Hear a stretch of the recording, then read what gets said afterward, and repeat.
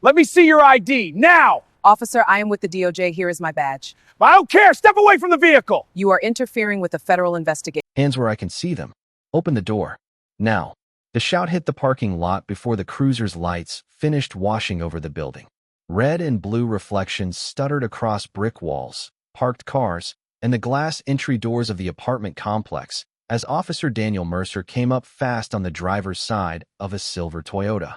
Inside, James Carter had just killed the engine. Dinner sat in a paper bag on the passenger seat, still warm enough to fog the lid of the takeout container. He had one hand on his keys and the other reaching for his phone when Mercer slapped the window with an open palm hard enough to make the glass tremble. For James, the night had been ordinary right up until that second.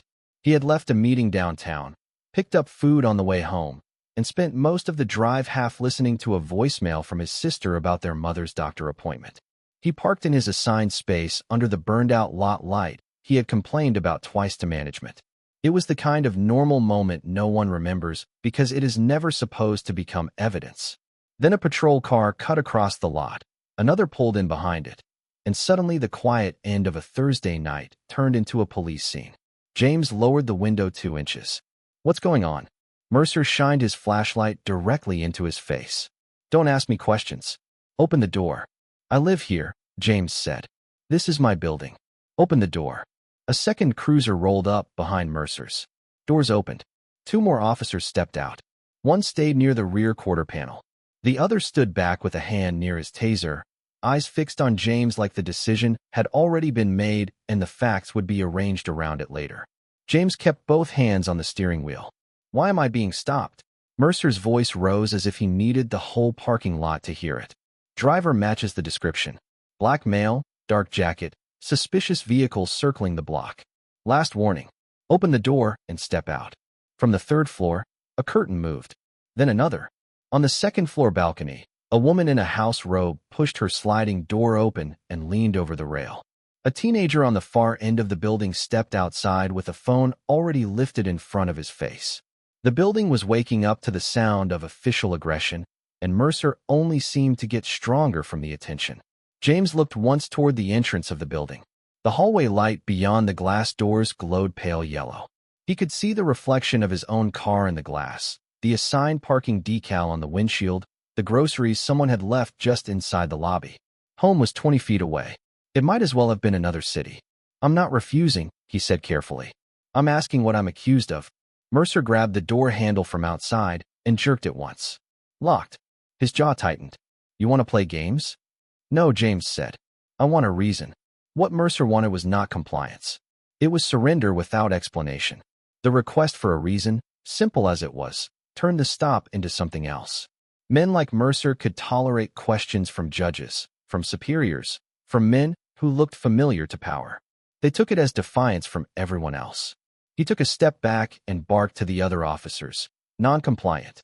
The label landed before the act. One word, and the scene changed shape. Now they were not surrounding a resident in his own parking space. They were managing a threat. Mercer leaned down toward the partially open window. "Unlock the door now, or I break the glass." James glanced once at the dashboard camera in the cruiser angled across from him, then at the phones coming out on balconies. "I'm not reaching for anything," he said. "You can see my hands." Mercer's response was immediate and vicious. "You don't tell me what I can see." He slammed the flashlight against the top edge of the window. The sound cracked. Across the lot, the woman upstairs gasped. Somebody from another balcony shouted. "He said he lives there." Mercer ignored it. His hand moved to his belt, and for one fast, ugly second, it looked like he wanted James to make the smallest wrong move so he could turn suspicion into force. The passenger side door suddenly opened. A woman stepped out, tall, composed, wearing a charcoal coat over a navy suit. She had been leaning down moments before, retrieving a folder that had slipped near the floorboard, mostly out of Mercer's angle of view. The lot seemed to pause when she straightened up into the strobes of the patrol lights. In one hand, she held a leather case. In the other, a cell phone that was already recording. Mercer turned, irritated more than surprised. "Ma'am, get back in the vehicle." She did not. She stepped around the hood slowly enough to make every movement visible, then stopped where the cameras from the balconies could catch her face and Mercer's in the same frame. When she spoke, her voice was low, sharp, and controlled. "Take your hand off that door, officer." Mercer stared at her. "This is a police stop. Step back." She opened the leather case and held up a federal credential. "Assistant United States Attorney Evelyn Brooks. And the man you are threatening in his own parking spot is James Carter, the independent federal monitor assigned to review misconduct in your department." The words did not just change the mood. They detonated it. For the first time since he arrived, Mercer looked uncertain. Not apologetic. Not ashamed. Just caught between instinct and consequence. He glanced at James, then at the badge, then at the residents above, all of whom had gone dead silent in the split second after hearing exactly who was in that car. James still had his hands on the wheel. Mercer tried to recover with a sneer. "That doesn't change the stop." Evelyn did not blink. "It changes everything. You approached without articulable cause, ignored his statement of residency, tried to force entry into a vehicle without probable cause, and you announced non-compliance while his hands were visible on the wheel. Every camera here just heard it." One of the backup officers took a half step away from the driver's side as if distance could save him from association. Mercer's eyes hardened. Being exposed in public made him more dangerous, not less. "Step out of the car anyway," he said to James, louder now, desperate to reclaim control. "Both of you." James unlocked the door and began to open it slowly. Mercer yanked it the rest of the way and grabbed him by the forearm before his second foot touched the ground.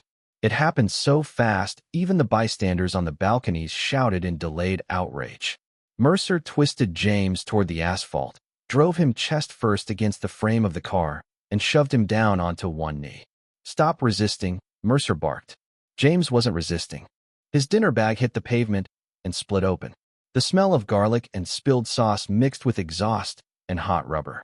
One of his glasses lenses skittered under the bumper.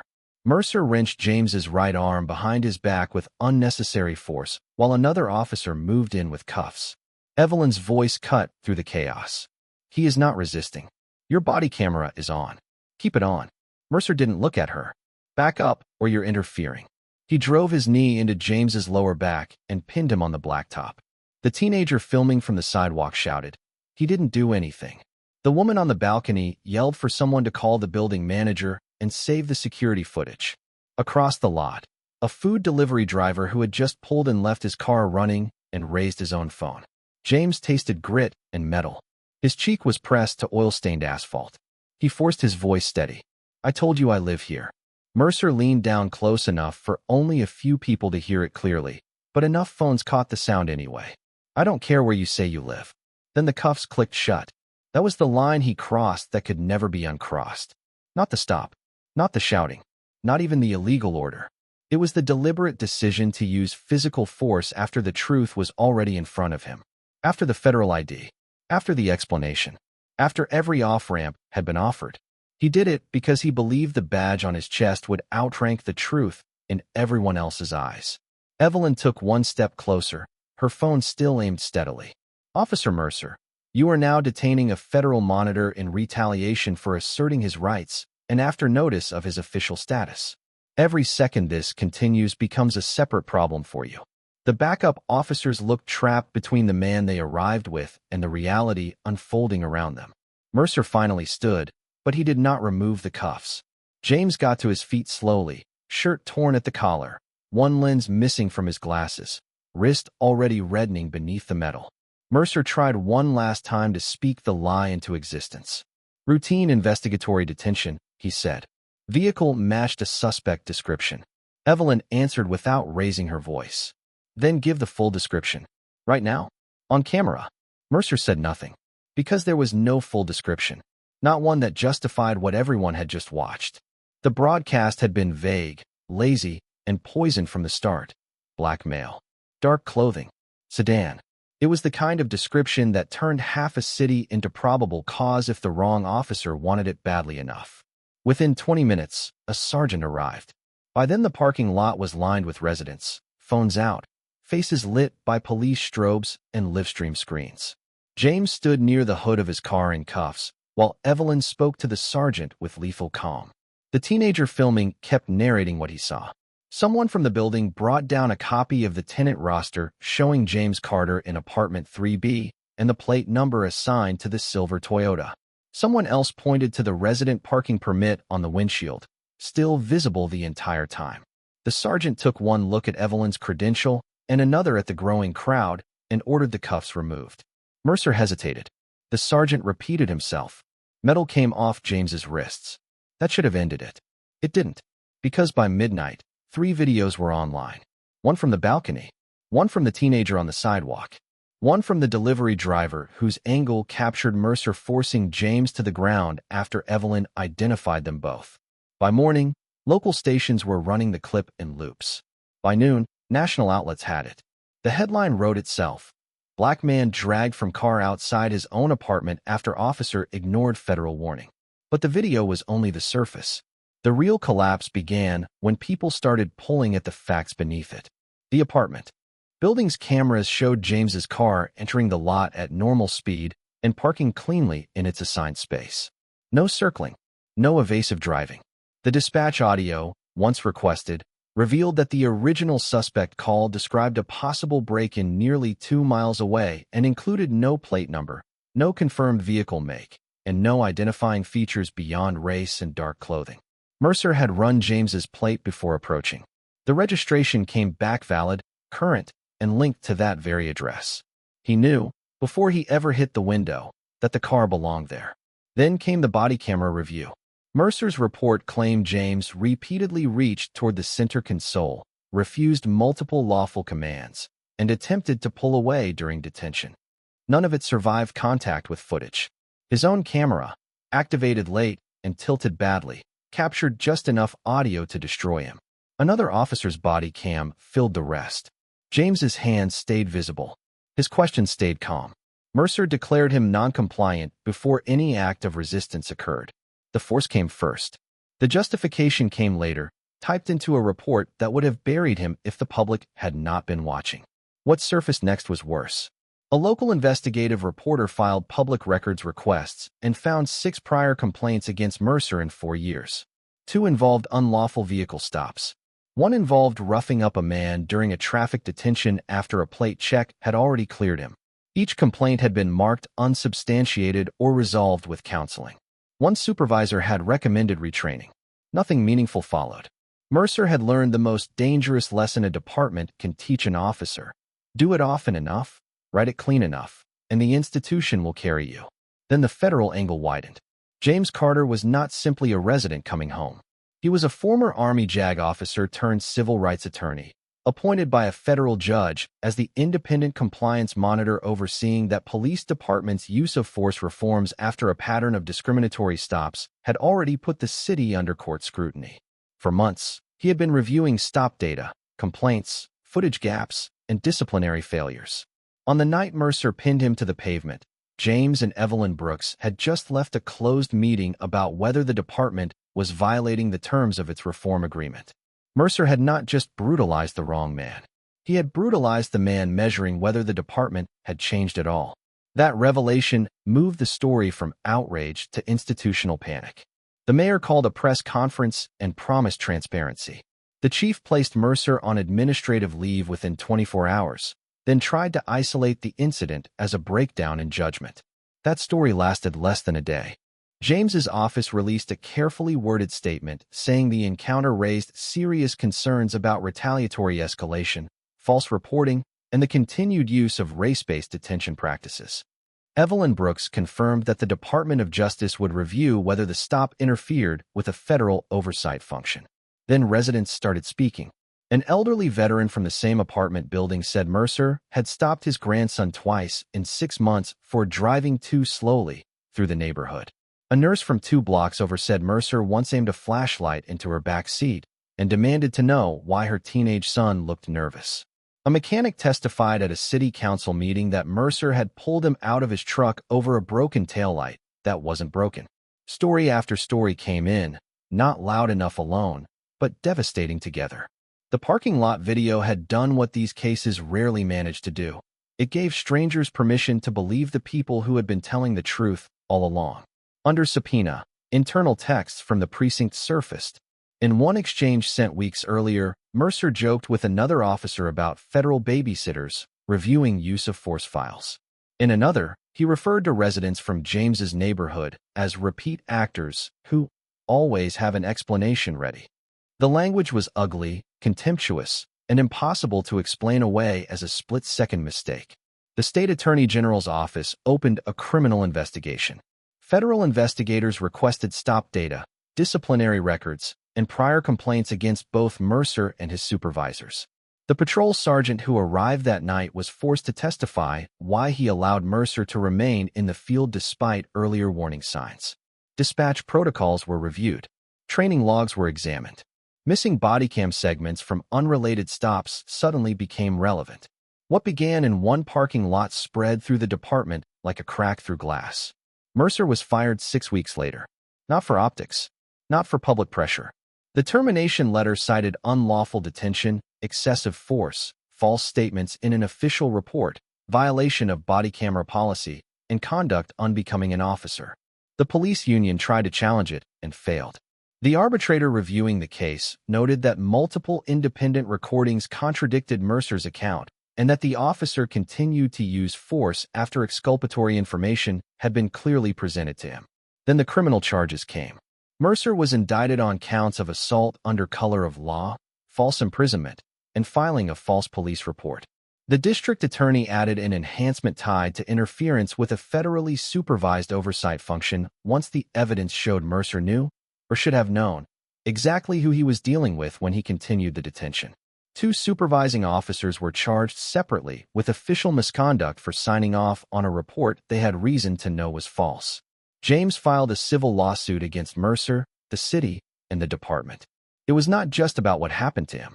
The complaint laid out a chain of tolerated misconduct, ignored warnings, sham investigations, and racialized stop practices that made the parking lot assault predictable.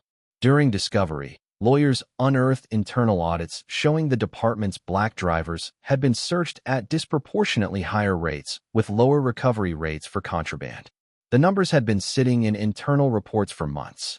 Leadership knew. Leadership stalled. Leadership called it complicated. The lawsuit turned those buried pages into public record. The federal court did the rest. After reviewing the incident alongside the department's compliance failures, the judge expanded the city's reform order. An external review board was given subpoena power. Every discretionary vehicle stop now required immediate plate verification and recorded justification before contact unless an emergency threat existed. Supervisors could no longer close force complaints internally without civilian review. Body camera deactivation outside approved circumstances triggered automatic investigation. Quarterly stop and search data had to be released publicly. Command staff who failed to act on repeat complaints faced personal disciplinary exposure. The police chief resigned before the end of the year. The sergeant who supervised Mercer that night took a demotion and retired 2 months later. 3 other officers were placed under review when investigators reopened old complaints that had once been dismissed as inconclusive. The city council approved a multi-million-dollar settlement in James's civil case without admitting liability, though the written findings attached to the agreement read like an admission in all but name. James returned to work, but not unchanged. When he spoke publicly for the first time after the settlement, he did not dramatize what happened to him. He did not need to. He stood at a podium outside the federal courthouse, wrists heeled, voice steady, and told the cameras the most dangerous abuse of power is not the kind that hides in darkness. It is the kind that believes it can happen in full view and still be believed over the person on the ground. Behind him stood residents from his building, civil rights lawyers, clergy, veterans, and the teenager whose video had captured the shove, the lie, and the instant the truth refused to stay buried. Evelyn Brooks stood off to the side, expression unchanged, as if she had known from the first second in that parking lot exactly what this would become if the facts were held long enough in the light.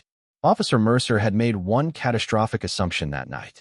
He thought he was confronting a man alone, a man easy to define, easy to overpower, easy to write into a report and file away.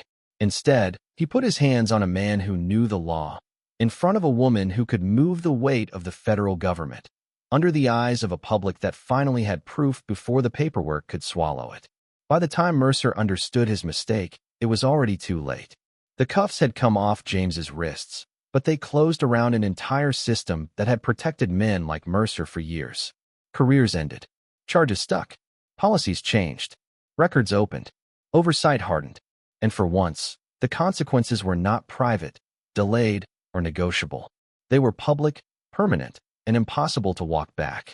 That night began with a cop trying to turn a quiet trip home into another invisible humiliation.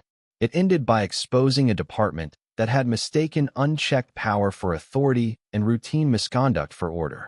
James Carter walked into that parking lot as a resident carrying dinner. He walked out as the man whose case forced the city to prove whether justice was a slogan or a structure. This time, the cameras stayed on long enough for the truth to win. If you believe abuse of power should always end in accountability, comment justice and subscribe.